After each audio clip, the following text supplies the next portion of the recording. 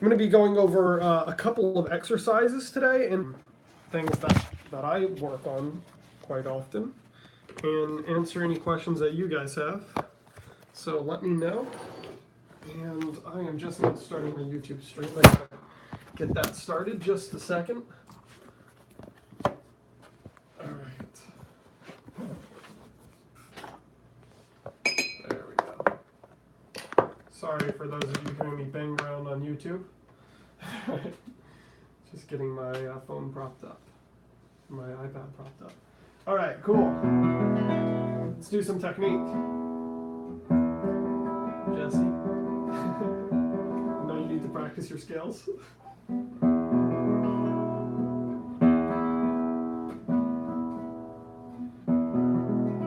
Fast and precise finger picking. Well, I just assume you mean plucking in the right hand, and I would say one of the best ways to just develop speed, and it works with everything, not just speed, but precision, like you mentioned also, is paying attention to how fast you relax your finger each time after you pluck, and making sure it comes right back to the string. And really, there's no limit to like how much you can practice this. So, see, I'm paying attention here when I pluck my eye finger to relax it really fast, so not holding it back like this. This would be bad because then you have to come all the way back to here, right? So, practice doing this. Takes a lot of patience, but if you practice plucking and immediately releasing the tension as fast as possible, then that's the other part of it, right? So, if you're plucking and you're just first trying this releasing of tension thing, you might come back to the string at this kind of speed. See this? But what you want to work on is being able to release the tension really fast, and also consciously not trying to flick out your finger, but just releasing tension fast, and have your finger returning back to the string fairly quickly. I see those of you connecting on YouTube. Hopefully you guys can see and hear me well. If you have any problems, let me know. Let me move my stand a little bit. All right, so some of you guys are joining. Leave an emoji or something if you guys are ready to go. I'll start with an exercise and explaining one that I actually just posted to my Instagram page, but I have a feeling this will be a better explanation than I would if I post on Instagram. I'm going to explain a right hand, or it's left and right hand independence, but I'll go ahead and go over that. What's up, guys? I see all of you joining here. Okay, I'm just going to go ahead and start. So hopefully you guys have your guitars out. Yeah, cool. You just saw the pedal style exercise. Yeah, that's the one I'm going to show here. Close enough, Jesse. Close enough. Okay, so let's go ahead and start this exercise. We're going to start with on the 4th fret. It actually doesn't matter where you do this exercise. Really, it's wherever you're comfortable, but just so that you're in line with me, let's go on the 4th fret. The notes don't matter, but it's F sharp, C, F natural, and B. We're just making a diagonal line like this, right? It's not really particular. You can do it like that too. Anything. Okay. So we're on the 4th fret, 4th position. And what we're going to do is just set our fingers on the frets. You're not going to press down. You're just going to touch the strings. And in the right hand, you're going to line up these top 4 strings, and you're just going to pluck like this. So let's go a little slower. Let's go at this speed. Okay, notice I'm not playing. I'm just doing this. Just muting the strings. And what we're going to do is we're going to just press our first finger down in the left hand, right? So we're going to go like this. I'm exaggerating so you can see what I'm doing. I wouldn't actually lift my finger that high. See this? So I'm plucking F sharp and then releasing. And doing an open note. And then I'm going back to plucked. So let me know if you got that. Take a second to type because it's just good to know that you guys are following along and I can move on to the next step.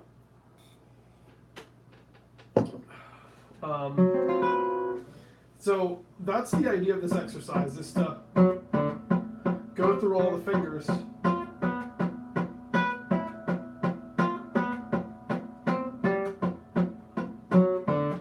You see that?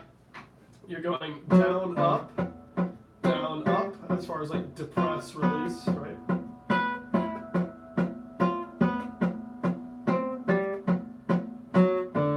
So your right hand shouldn't be moving like any sort of direction. It's just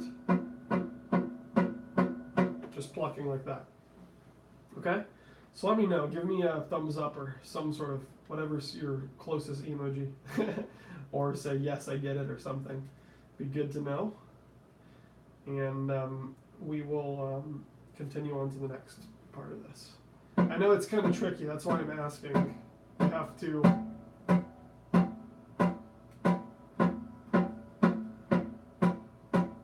Okay, cool. See you guys responding here. All right, so let's go ahead and do this. You can join in with me at any point here. We're on our second finger. Now we're going to our third. See this? What's up, guys? Just joining. Hop in with this exercise. I'm just muting on the left hand in 4th, 5th, 6th, 7th fret, this diagonal pattern. And the left hand just muted like this. Okay. I'm going to go slow so everyone can get it. I usually go the opposite direction here. Second finger, first finger, second finger, third finger, fourth finger, third, second, first. Now, this is a left-hand independence exercise, right? Because our other fingers are relaxing while some of them are pressing down. But it is a really great right-hand exercise too, and it's not something you think of right away.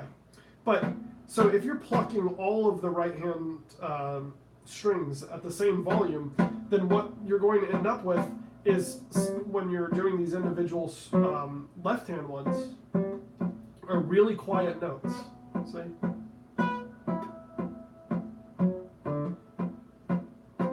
So, what I'm getting to, and you gotta follow me here, is in the right hand, if you know what string you're on, which there's only 4, you're going to be influenced to press more on that particular string into the soundboard so that the note is actually loud and present, right? So we hear... Okay? So you're actually working on your independence in your right hand as well, and this is a really great exercise for balance. Now, it's not the most beautiful chord here to be practicing balance on, but it really works. See this? So try to get that note as loud and as good of a sound as possible. And miraculously, your right hand becomes really warmed up too, because you're focusing on sound and you're focusing on left hand. Sorry, you're focusing on sound and balance.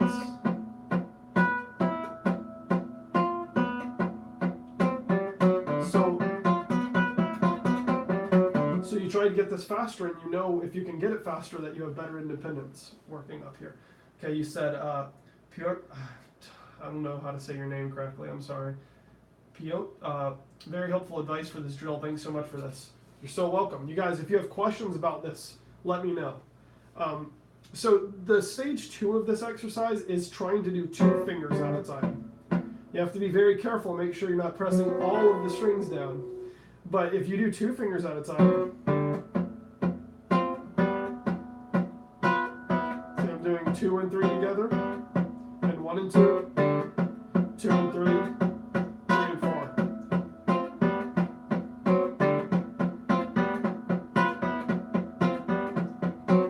So that's even more difficult. And then a step above that, you're doing non-adjacent fingers together, so like 1 and 3. Oh, here we go. Andrew Segovia, that's great. So now I'm doing 2 and 4. This is the hardest one, I think. If you do 2 and 4 together. So while muting 1 and 3, you're going to do 2 and 4. Down, open. This is the type of exercise, if you guys are watching and you're not trying it, you think like, oh, this is really easy, but at least to me, it's very difficult. And I've seen a lot of people try this their first time that are like really good players, and it'd be really difficult. So it's one to work on, and I think it can help a lot of people. It makes your mind work a little bit differently, because it's kind of another complex explanation. But a lot of times our minds, like the reason for not pressing down the other frets and only pressing down one, is sort of just like to release tension. It's not really for a lot of other reasons. For instance, if you're playing a bar chord, you play this, and then you need to play this note afterwards, and the chord doesn't need to ring anymore. You might still be holding down on the chord when you don't need to, but the fact that you can still hold it down and play the note makes it to where you don't actually focus on releasing it as much as possible. While in this exercise, you definitely can't hold any other notes down where you hear a combination of notes or buzzes, you know, so it's a really great way to practice it. A way to make it a little bit more advanced after that is to do a different chord that's not so stretched and laid out. You can do something like a typical diminished chord.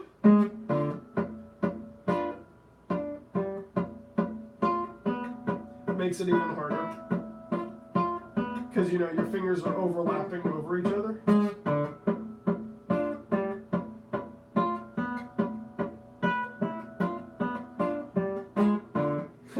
So I'm messing up a little bit on that one.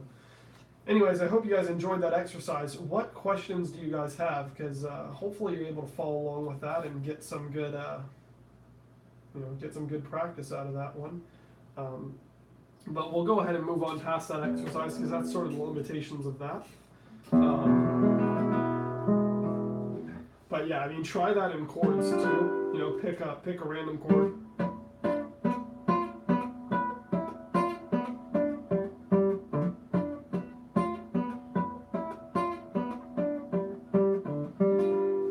And then you'll feel when you go to actually play chords,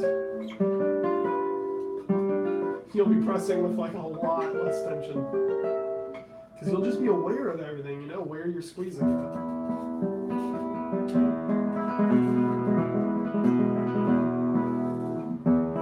Any technical questions here? Might have to restart this stream. There's not as many people here as there usually are.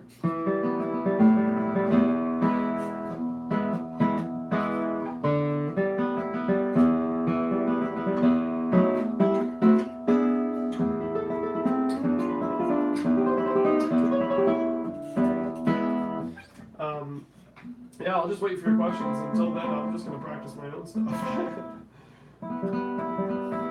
YouTube, I don't know if you guys have commented yet. I can't minimize any of my screens here. I was going to check to see if any of you weren't able to connect. Hopefully you were.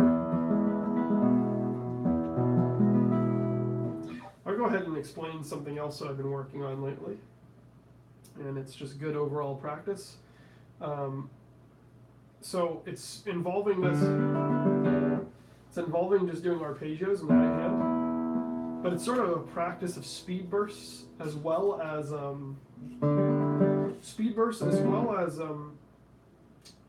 just general arpeggio practice. So I'm starting by doing, and if that's too much, you can start with just going thumb high, right? Nothing in the left hand. You can if you want, it doesn't matter.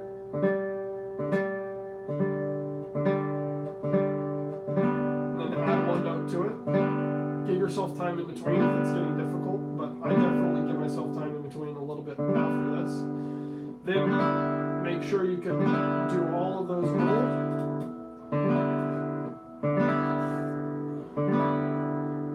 Awesome, Celera, I see your question here. Strengthening on YouTube. So, sorry, I'm going to buzz over to here. Strengthening left hand exercises for bar chords. Yes. Let me think of a good one for that. Strengthening left hand exercises for bar chords. Okay, let's talk about that. Right after I finish explaining this one, I'll get to that. So, you're going to do little bursts here.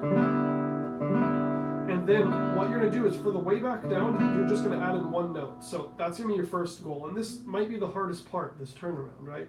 So you go P-I-M-A-M. So just give yourself a second to recuperate.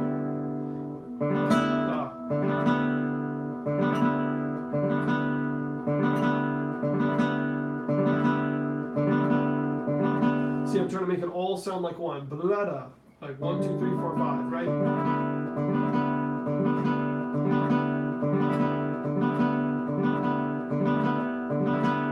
And then what I'm going to do is start. This is where I start practicing a preparation type thing. So what I'm going to do is like thumb, I, M, A, M, and then just plant my I finger on that G string. So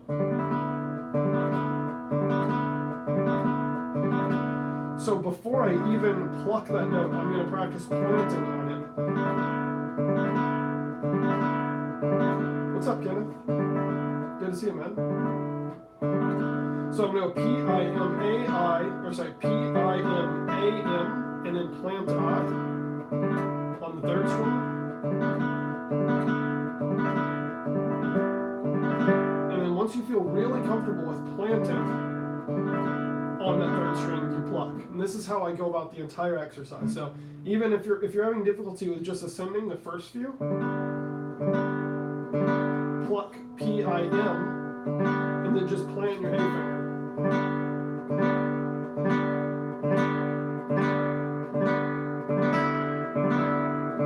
And then once you feel comfortable with that, you can roll all the way through it. So for instance, P-I-M-A, and then planting M.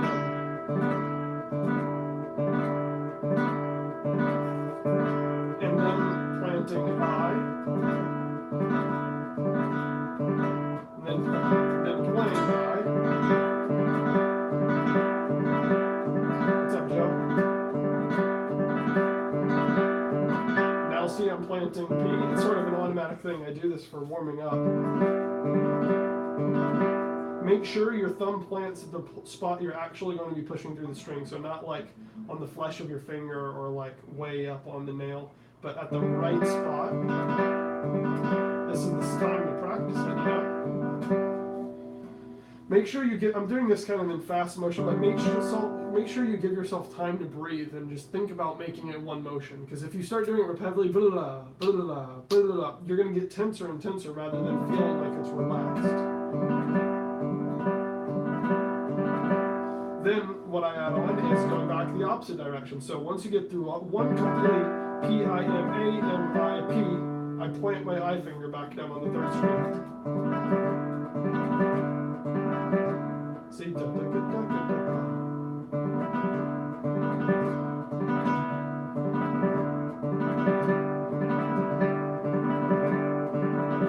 So now I'm plucking my I, and then so on. You know, you guys get it. I just hope you're trying this while I'm saying it. Now I'm planting my M. So now I'm going to pluck the M. And now I'm going to plant my A.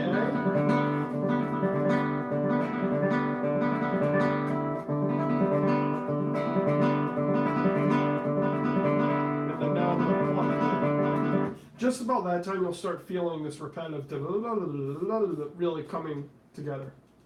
Okay, let me go to these comments on Instagram here. So Celera asked about strengthening left hand exercises for bar chords, okay? And then also Steven said, that's a good one. I've had some issues with my index finger feeling weak or stiff after barring in the middle of a piece. I think it's mostly a problem with relaxing, holding it too tight. Huh, do you mean your index finger in your left hand? Stiff right after barring in the middle of... Oh, I think you're talking about this exercise. Yeah. Yeah, because we're mentioning barring. Okay, so strengthening exercises for the left hand for bar chords. So, if this isn't really the answer you're probably looking for, but likely you need less strength in the left hand and more control. So a lot of times we think like, oh, if only I could have the power to squeeze more in the left hand, then it would be easier. But that's not actually the case. It's actually that we squeeze too much and we need to squeeze less. Just figure out where to squeeze less. Because I guarantee you're powerful enough to be squeezing every note. But you're probably applying the same amount of tension on every single string, the same amount of pressure. So that's what we're going to talk about here for a second, sort of how to figure that out. So the only time you need all of the pressure on every single string is if you're doing this bar chord. okay, which is not so popular. Now, maybe like a minor chord, right? Only playing 4 notes, but to play all 6, just try that. That's a lot of pressure, right? Especially if you don't like, lay other fingers over it. That's a lot of pressure. So, that being said, when we play chords, like for instance the most popular one, or when we play like in a full major chord, we have 3 fingers down, okay? That's not part of the bar chord. That means there's only 3 others that need to be pressed by this first finger. So what I want you to do first is make sure that, first we're going to pretend that this is the chord that we're playing, right? So you might think, why? I don't need to even bar, right? This isn't the bar chord. Well, you're right. We don't have to bar for this. What I just want you to notice is that you don't need these next 3 strings, so these inner ones, the A, D, and G string.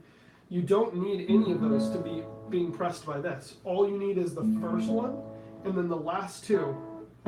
Okay, so now I want you to just press down here in this part of your finger and play the rest of the chord.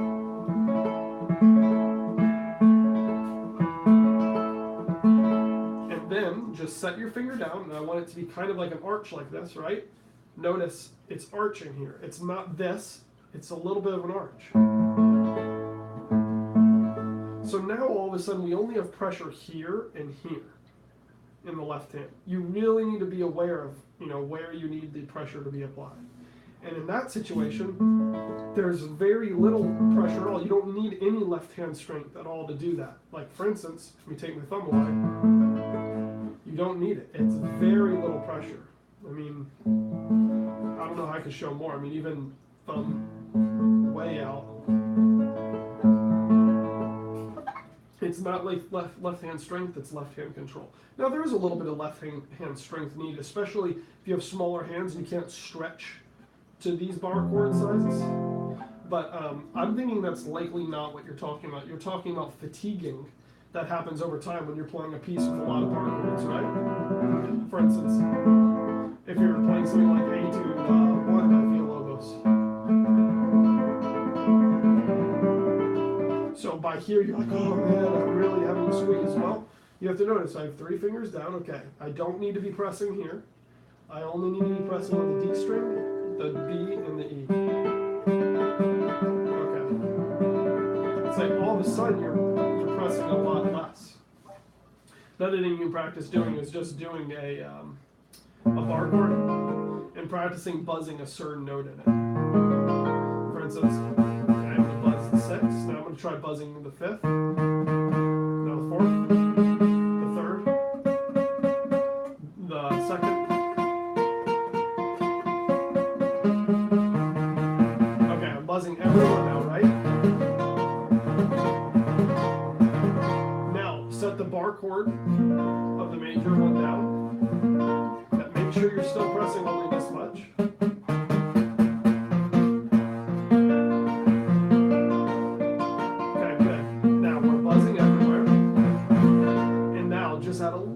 Pressure in the spots that you know you need it. These strings, 6th, 2nd, and 1st. Sorry, now I'm a fret off of where I was before.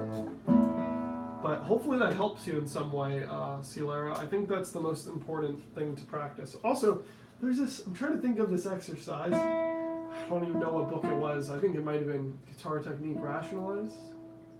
Or it might have been Guitar Logos. I think it goes something like this.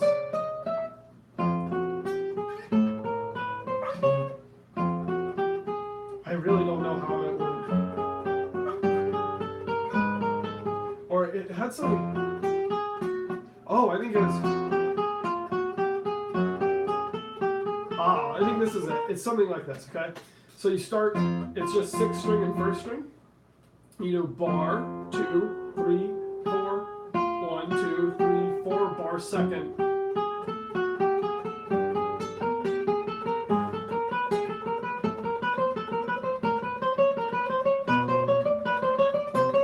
It's either that or...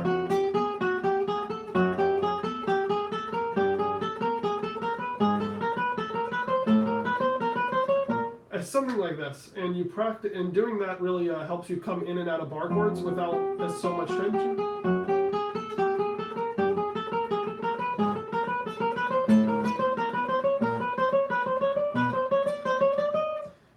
It makes you kind of be able to glide.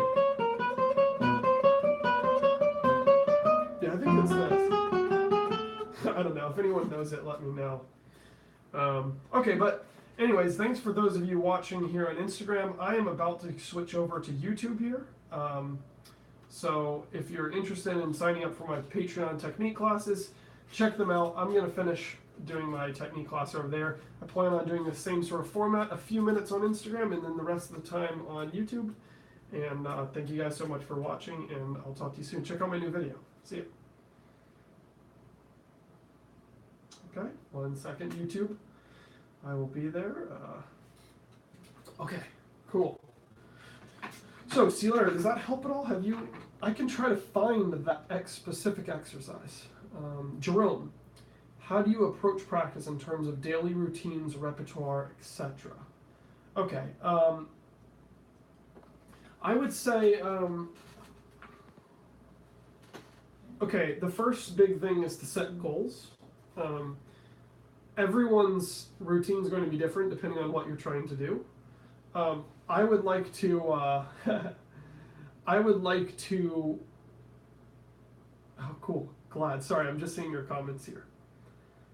I would like to say that technique needs its own separate time in the day.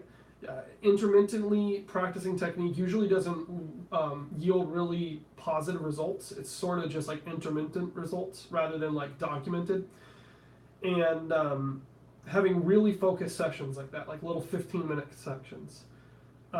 Daily routines, I try to hit technique at least an hour a day.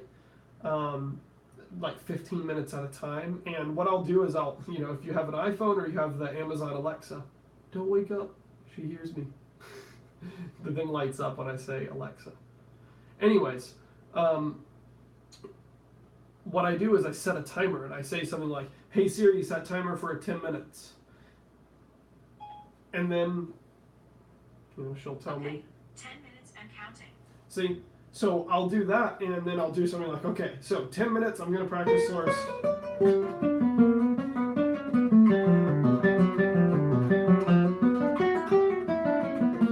So, or, you know.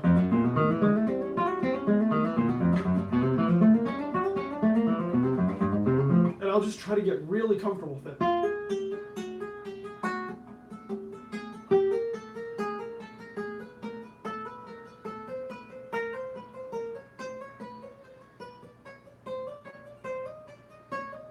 So I'll give myself a certain amount of time to practice one technical thing, and then I'll say, okay, now it's time to do scales, and I'll say, you know, hey Siri, set an alarm for 10 minutes from now.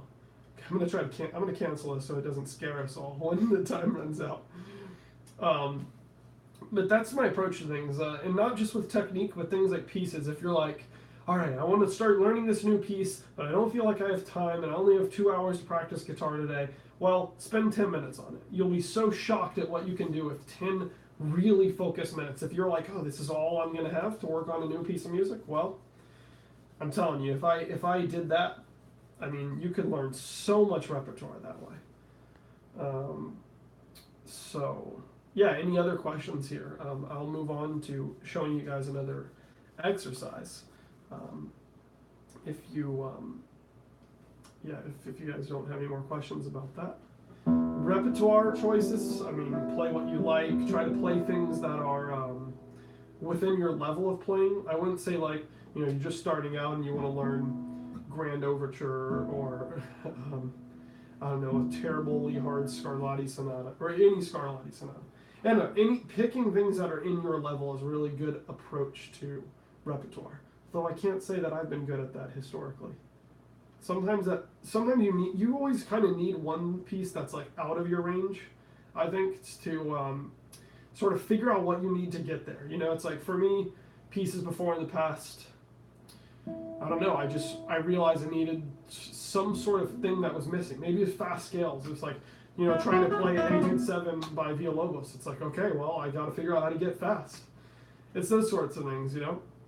Because I think having like a piece that's out of your range that you're working on, but like not so seriously, not in a way where you're like, okay, I'm gonna make this perfect and I'm gonna like kill myself trying to do it.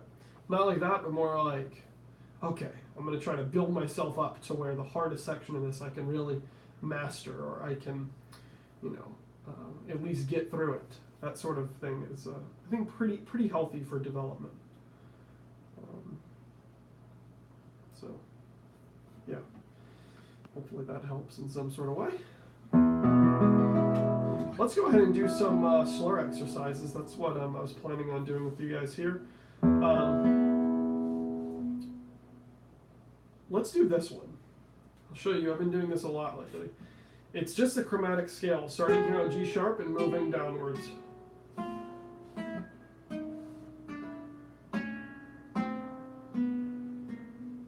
So here, instead of going 4, 3, 2, 1, 0 to 4 again, you go to 3 because there's only a third between G and B here. So it goes like this.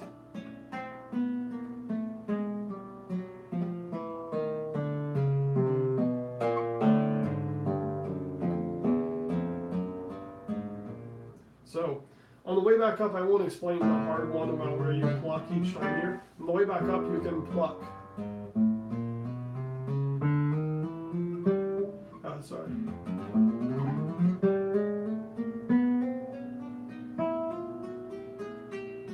On the way down, just hammer on everything. So I'm going to go really slow. Starting from this G sharp, we're going to go 1, like this speed. So one thing to make sure you're doing when you're doing this exercise is not go like this. Which I bet some of you are doing right now as you're watching this. You want to pull off, but with the strength of your fingers, not with the strength of your arm pulling out this way. So what happens is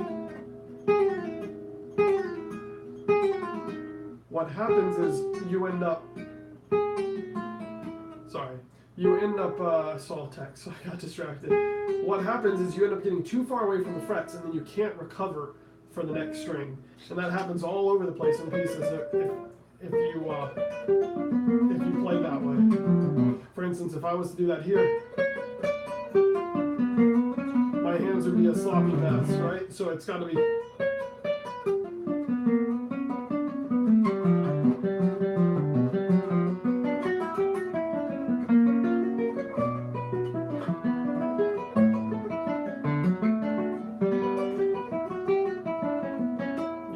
Keep those other fingers in action. So you're going to go 4, 3, 2, 1, open, 4, 3, 2, 1, open, 3, 2, 1, 4, 2, 1, open, 4, 3, 2, 1, open, 4, 3, 2, 1. Pluck your open note. Keep those other fingers close. So this is a little slow, but you're trying to make sure that everything is perfectly in time. Okay, so let's go back down again a little bit faster.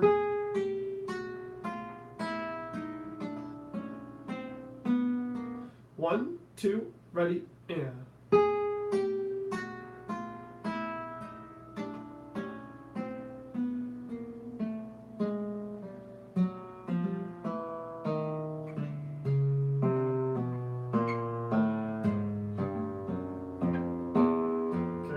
The A string, plucking the D, speeding up on purpose.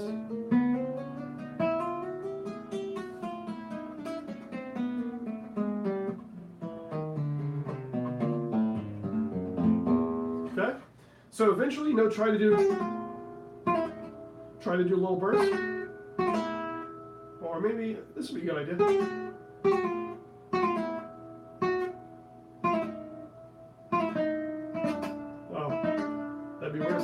It's not bad.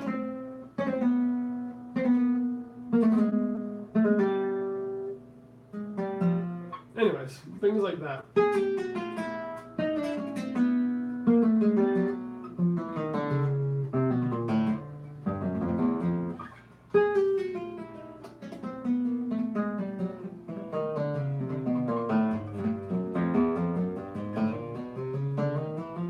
This is the next step for me, is I go like this. Plucking, doing like a 1-0 pluck to like get the next string going. See this? That's a fun little thing I made up.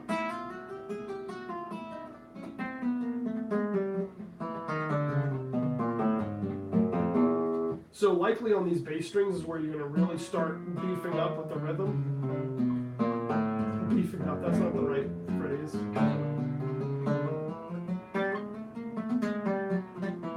we're going to start really messing up. Because the strings are thicker and hard to make a better sound out of.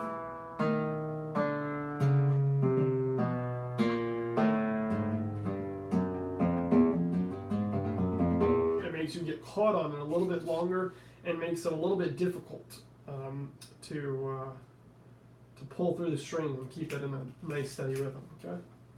So, any questions? Anything you guys would like me to go through? Another really nice thing to try is to do it from starting all the way up here, and you can pull off to open even though that's not in the line.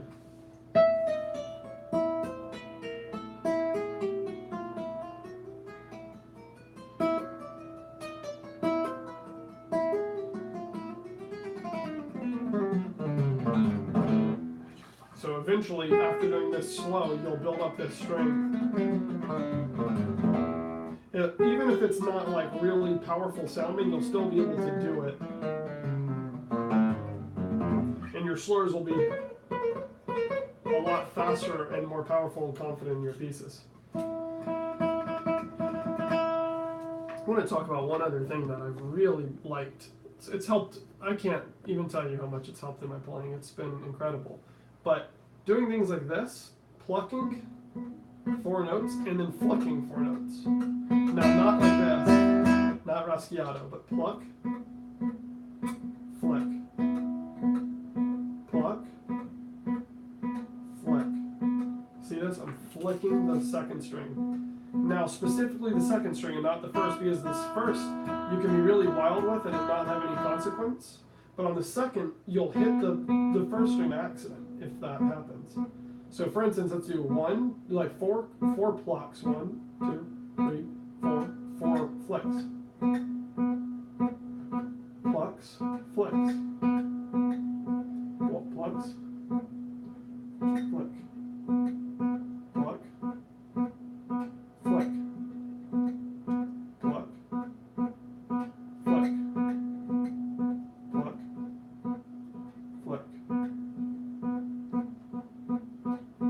I'm going to try to speed up a little bit.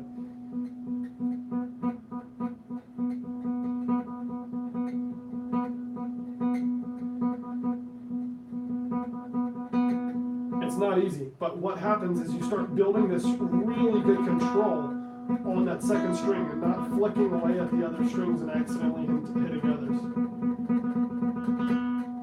So,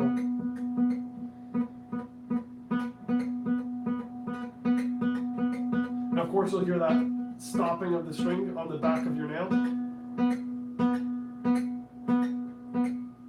That's a funny sound. Dum, dum, dum, dum. The harmonics from stopping the note with your nail. So the point of this is practicing your extensor muscles too. That means the muscles going like that, not the muscles that bring your hand in. And what that does is get your fingers to be able to relax more. You know, we always think about the speed that we can pluck through the strings at this way, how fast we can do this, but it's also how fast we can do that. It goes 2 ways, right?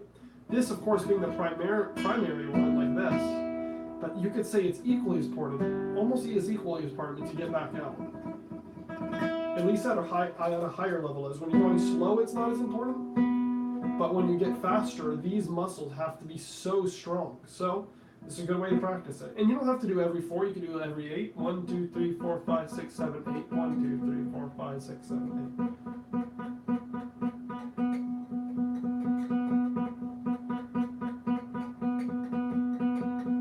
And if you think it's hard with those fingers, try it with A and M. So 1, 2, 3, 4, 5, 6, 7, 8. 1, 2, 3, 4, 5, 6. See, I'm flicking.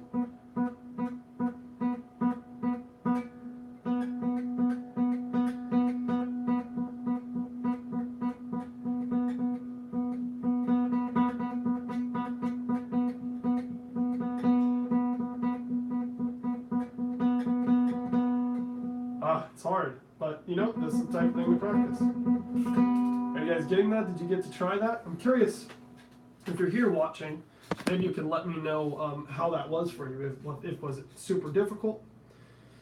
Any advice on producing a better free stroke tone? Well, if you have nails, make sure they're polished. I switch between using nail files, this 2000 grit wet or dry 3M paper. Anyways, a better free stroke sound, I would say really pay attention to how far you're pressing in to the soundboard. That's how the sound should go, like this. So you see how the string moves down. Like if I use it with bass string, it would be like this. Free stroke. Same thing here. If in really slow motion, can you see the string? Let me get like this. See the string going down? Really make sure it's doing that. So for instance, if you're not doing that, it sounds like that. So you can't see the fast motion, but in slow motion I'm doing this. Pressing down, you can see the string, right? Now, if I do this in slow motion, the bad sound way, you can see it not going down. It just goes to the side, or barely down. So that sound compared to this one. See, slow motion. So I would try doing that, pressing it down like you're pushing down on a trampoline, right? And then letting go. Pushing down and slipping off of it. Right? Like you don't want to catch this trampoline on the way back up, and you don't want to fall off of it, but you want to press it down and then come up, press it down and come up. Like that. So you need to practice this one. Every now and then something up there vibrates. I'm not sure what it is. So you need to practice that very meticulously on every string with every finger, because some are more likely to make this kind of sound. Like our A finger does that sometimes when we play open strings instead of. Oh, nails are a little rough. That's another thing, you know, you got to keep them filed. But a lot of times it's not nail shape. It's how you press into the soundboard, into the string, but towards the soundboard is really important.